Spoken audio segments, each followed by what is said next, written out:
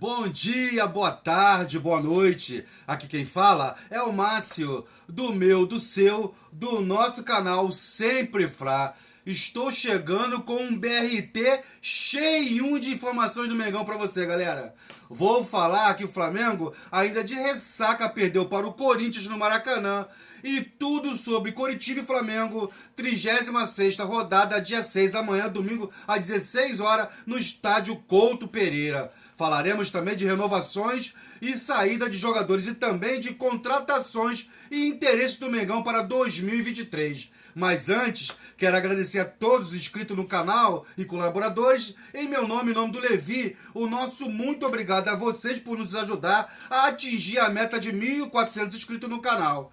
Esse mês de novembro, galera, e até dia 5 de dezembro, quando o canal estiver fazendo um ano, quero ter o prazer e a honra de anunciar a vocês termos chegado a 1.500 inscritos, que é a nossa meta para final do ano. Por isso, preciso que vocês cheguem com um dedão, aquele dedão, dando aquele like de confiança, acionando o sininho de notificações, compartilhe nossos vídeos em todas as suas redes sociais e indique o canal Sempre Fla e o nosso trabalho aos amigos flamenguistas e comente aqui embaixo e diga de onde são vocês e se gostam do nosso canal e o que podemos melhorar. A sua visão poderá também ser a nossa e juntos formaremos um canal melhor e atraente a todos nós, galera. Com muita ressaca, né? Muita ressaca. Foi desta forma que mais de 60 mil torcedores compareceram para prestigiar o Flamengo contra o Corinthians no Maracanã. O mesmo Flamengo que no último sábado, dia 29, conquistou a Copa Libertadores da América pela terceira vez, né? E se o clima é de muita euforia e festa na Gávea, lá no Corinthians não veio para o Rio de Janeiro para comemorar. Foi para buscar uma vaga direta na edição da Libertadores 2023. E o Timão conseguiu com gol de Duqueiroz e Yuri Alberto e venceu a equipe reserva do time carioca em jogo válido pela 35ª rodada do Campeonato Brasileiro. O Flamengo marcou o gol do Flamengo, foi Matheus França, que mais uma vez fez uma ótima partida. E o Corinthians se classificou, ou parece estar se classificando, para a fase de grupo da Libertadores, né? E de quebra, carimbou a nossa faixa de campeão, né? Mas com a vitória, o Corinthians chegou a 61 pontos e não pode ser alcançado pelo Atlético Mineiro, que está em 7º colocado. E pelo lado do Flamengo, nem mesmo um resultado negativo diante do Corinthians será capaz de acabar com um clima de festa entre os rubro-negros. Campeão da Libertadores da Copa do Brasil, os jogos finais de 2022 serão apenas para festejar mais um ano de muita conquista, mas já projetando que está por vir 2023. Tem Supercopa do Brasil diante do Palmeiras e pode ter Real Madrid na final do Mundial.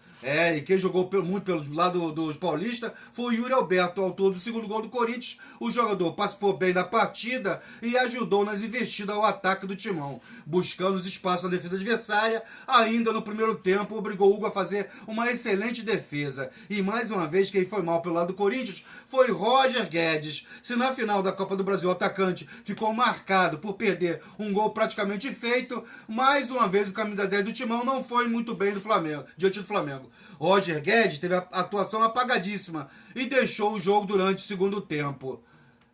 E falando agora do nosso malvadão, o Mengão queridão, que sem contar com os titulares, o Flamengo fez um bom jogo, não fez um jogo ruim. O goleiro Cássio fez ótimas defesas e o ataque formado por Matheus França, Marinho e Everton Cebolinha deu muito trabalho à defesa adversária. Mas, querendo ou não, um jogo 4 dias depois de conquistar a Libertadores e contra um adversário de qualidade tem o seu preço, né? O Corinthians não tinha Vitor Pereira à beira do campo. Suspenso, Felipe Almeida, seu auxiliar, foi quem deu as ordens ao time, que foi ao campo com um esquema de 4-4-3, tendo o setor ofensivo formado por Juliano, Matheus Vidal, Yuri Alberto e Roger Guedes. O time paulista se importou bem defensivamente e criou muitas chances lá na frente. E uma delas, Duqueiroz abriu para cá quase no fim do primeiro tempo. E logo depois da volta do intervalo, o Flamengo achou o espaço pela direita do sistema defensivo do Corinthians e abriu para cá, né?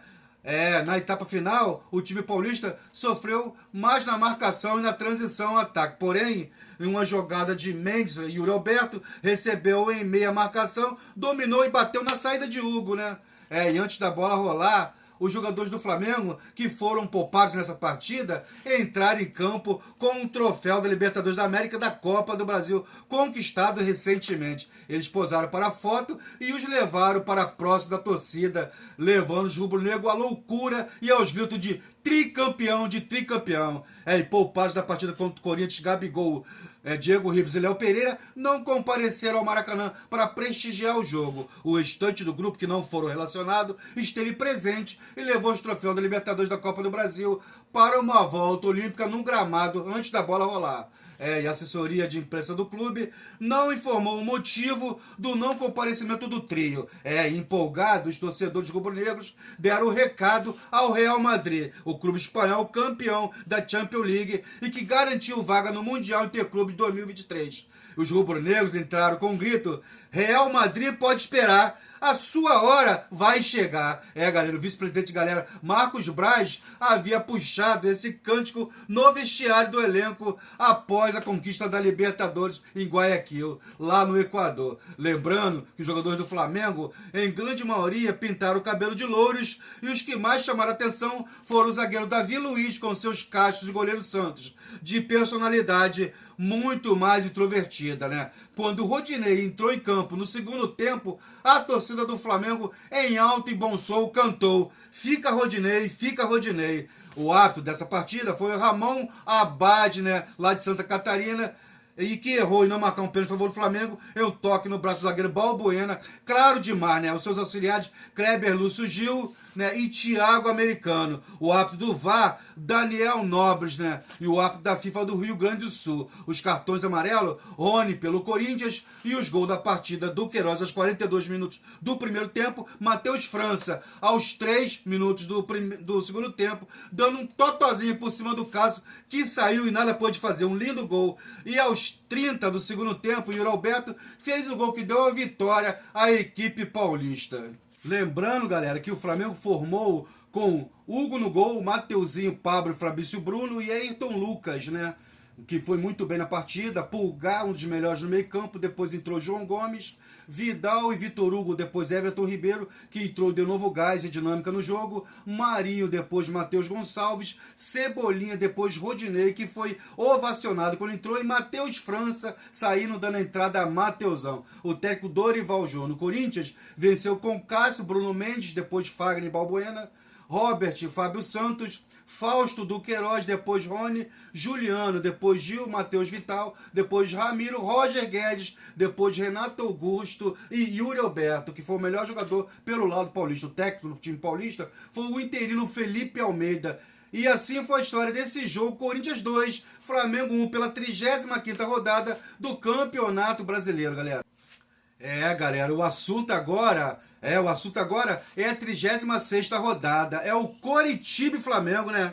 Depois de folgar na quinta-feira, após a derrota para o Corinthians, o Flamengo se representou na sexta-feira de manhã. E o elenco e a comissão técnica iniciaram a preparação para o próximo compromisso, normalmente, né? E o Dorival teve o elenco quase completo da atividade, incluído o João Gomes, que chegou a atacar de goleiro no treino recreativo. E nas redes sociais, João Gomes aparece como goleiro. O rubro-negro até brincou na postagem: paredão feroz. E boa parte do elenco participou do treino normalmente, né? Com algumas exceções, Arrascaeta e Felipe Luiz, por exemplo, ficaram na academia para fazer trabalho específico de recuperação física. Varela, que teve lesão muscular na coxa antes da partida da Libertadores, esteve em campo, né? E a questão relacionada a Arrascaeta, em reunião com o jogador, a direção do Flamengo e representante da seleção uruguaia, decidiram que o jogador não joga mais esse ano e se preserva para a seleção uruguaia que vai à Copa do Mundo, tendo o aval das duas comissões médicas da seleção uruguaia e a do Flamengo, chefiada e orientada e observada de perto por Márcio Tanuri. Pelo planejamento do Flamengo, acredita-se que Dorival deve mandar um time reserva a campo, assim como foi contra o Corinthians. Se repetir a mesma escalação, o rubro-negro será escalado assim: Hugo Souza, ou quem sabe Diego Alves, Mateuzinho, Pablo, Fabrício Bruno e Ayrton Lucas, Eric, Pulgar, Vidal, Vitor Hugo, Marinho, Cebolinha, Matheus França, talvez levando alguns titulares e mudando gradualmente no segundo tempo, se assim for preciso. Confirmado mesmo são a ausência de Everton Ribeiro e Pedro, que aguarda convocação e não viajarão, tá?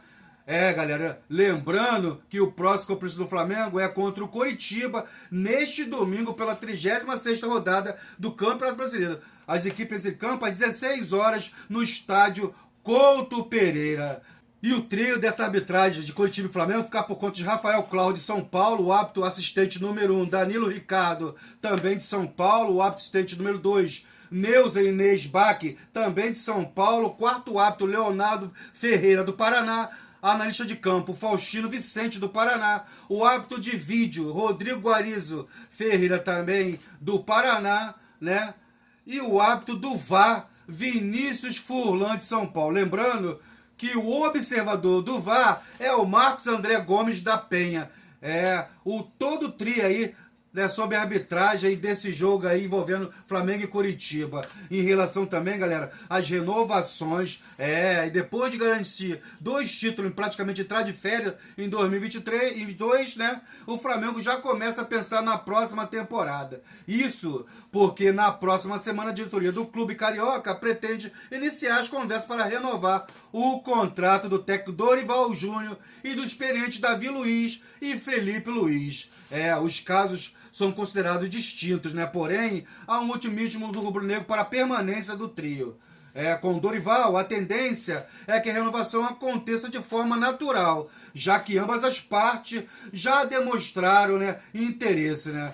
E o Flamengo irá oferecer um aumento para o treinador e toda a sua comissão técnica, né? E a valorização já estava prevista em caso de título. E em função das altas premiações da competição. E com o sinal verde Dorival, as partes devem discutir apenas o tempo de contrato e algumas cláusulas, como a multa rescisória. Neste sentido, a tendência é que o empresário Edson Codô desembarque no Rio de Janeiro para a próxima semana para selar o acordo, né? E nos casos de Davi Luiz e Felipe Luiz, o clube enxerga contexto diferente. Com o lateral, a diretoria rubro-negra espera que a negociação não se alongue, assim como no último ano. 2 anos mais novo, a situação do zagueiro é vista com maior complexidade e o clube estuda as condições para um possível aumento. Por outro lado, o Flamengo já definiu que a dupla Diego Alves e Diego Ribas não permanece no plantel para 2023. Os dois possuem contrato com o Clube Rubro-Negro até 31 de dezembro e deve se despedir no duelo contra o Avaí no dia 13 de novembro no Maracanã, na última rodada do Campeonato Brasileiro, galera. E também vem falar aqui da situação do lateral esquerdo Ayrton Lucas, jogador, está emprestado ao Flamengo pelo Spartak Moscou até dezembro, né? Ou seja, seu vínculo já se encerra no próximo mês, né? E todavia o rubro-negro comandado na pasta pelo vice-presidente Marcos Braz e diretor executivo Bruno Spindle, já busca a solução para manter o atleta, de acordo com o jornalista Júlio Miguel Neto, né? Uma proposta de 6 milhões de euros, cerca de 30 milhões, será encaminhada aos russos, e que também pode estar de saída o goleiro Hugo Souza, galera.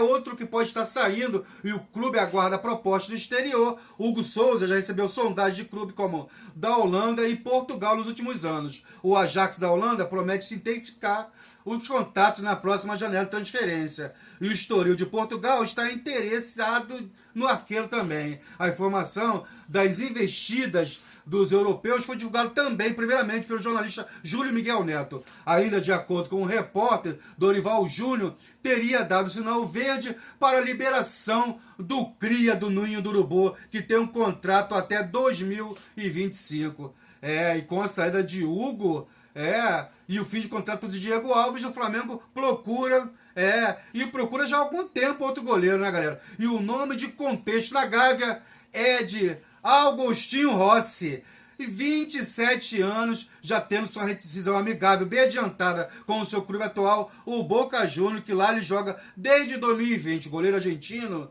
pode fechar com o Flamengo a qualquer momento, galera. E com a saída, por fim, de contrato também de Diego Ribas, o Flamengo sonda 2 nomes.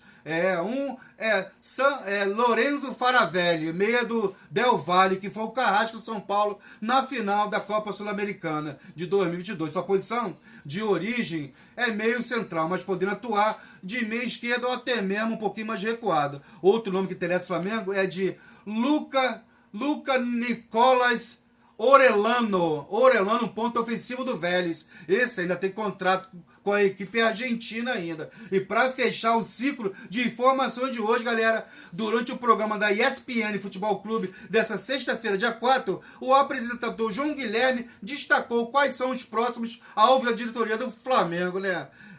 Arthur do Red Bull Bragantino é o jogador que o Flamengo observa com carinho. E outro, que é uma contratação mais difícil, mas que o Flamengo também está atento, é Claudinho do Zenit. Então, são nomes que estão ali nas conversas e na mesa do clube. São nomes que o Flamengo observa, né?